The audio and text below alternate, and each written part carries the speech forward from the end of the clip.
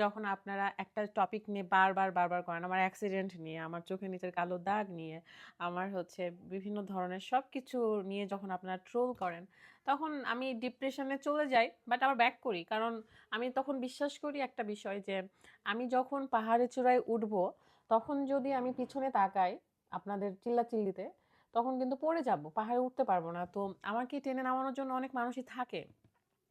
পাহাড়ে তো আমি আর সোজা হয়ে উঠে যেতে পারবো না, আমার অনেক বাধা বিপত্তি থাকবে। তো সেগুলো মনে করেন আপনাদের এই ট্রোলের শিকারগুলো এক একটা বাধা।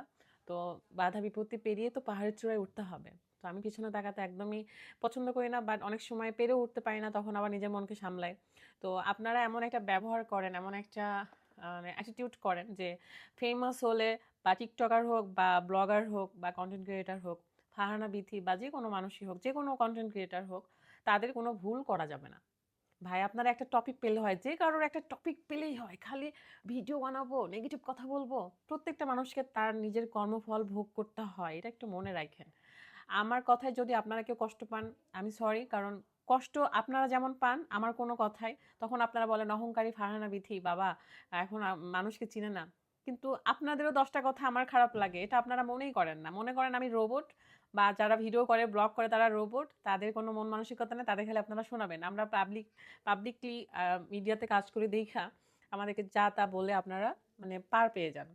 কিন্তু আপনাদের ভিউয়ের নেশায়, টাকার ইনকামের নেশায় আপনারা নেগেটিভ ভিডিও বানান কেন? নিজের ট্যালেন্ট নাই, নিজের ট্যালেন্ট দিয়ে করেন, সমস্যা কি? নিজের ট্যালেন্ট দিয়ে করেন, নিজের হচ্ছে অবশ্য আমরা বাঙালি তো আমরা নিন্দা কাজটা বেশি পারি, আমরা নিন্দা করতে পছন্দ করি।